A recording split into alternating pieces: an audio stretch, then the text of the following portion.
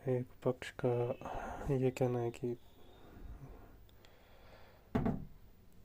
भोग में ही सुख है और दूसरे पक्ष को भी यही सिखाया गया है कि भोग में ही सुख है।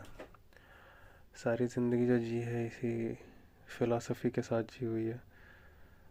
जब आप इस फिलॉसफी के साथ जीने लगते हो ना, तो बहुत कम उम्र से ही आपके दिमाग में ना पैसा नाचने लगता है। मतलब हर चीज़ के साथ जो जुड़ा हुआ दाम है वो नाचने लगता है। फिर जब ये चीज़ें नाचने लगती है ना आपके दिमाग में, तो फिर जिसके पास वो होती है ना चीज़ें, और ऊपर से मार्केट भी आपको यही सिखा रहा होता है कि आपको चीज़ें होनी चाहिए होनी चाहिए। पहले आप हैं कौन, इससे उसका कोई सरोकार तो होता नहीं है, इससे उसका कोई लेना देना नहीं है। आपकी इच्छाएं हैं और वो पूरी होनी चाहिए बिना ये जाने कि आप हैं कौन। तो ये जब होता है ना, तो बहुत सारी इच्छा जो आती रहती हैं हर समय शारीरिक, उनको ईमानदारी से देखने की जगह आपको लगता है कि यार ये तो ठीक ही है, यही है पूरा भोगवाद और कुछ नहीं है। कैपिटलिज्म यही है। कैपिटलिज्म बस इतना बोलता है कि भोगने के अलावा और कोई कर्म तुम्हारे लिए है नहीं ज़िंदगी में। और यही आसपास का जब कोई इंसान दिख जाता है आपसे ज़्यादा भोगते हुए, तो उसके फिर रिएक्शन में गुस्सा उठता है। हाँ, क्योंकि भावनाएं उठेंगी।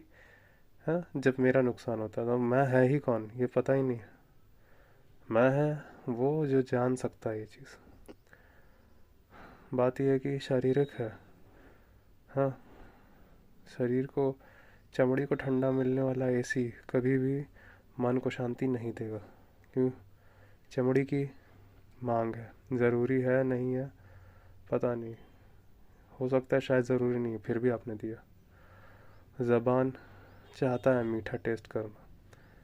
हाँ, अब उस मीठा टेस्ट के चक्कर में उस मिठाई में पड़े हुए एनिमल प्रोडक्ट के कारण अब किसी की गर्दन कटती तो कटे।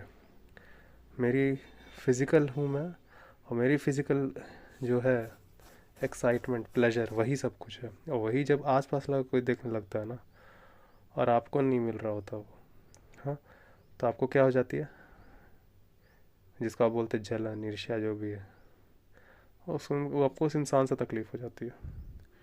अल्टीमेटली हुई क्या है, शायद एक ना ज़रूरी चीज़ के लिए उठा हुआ गुस्सा है जो कि शारीरिक है। ये जानोगे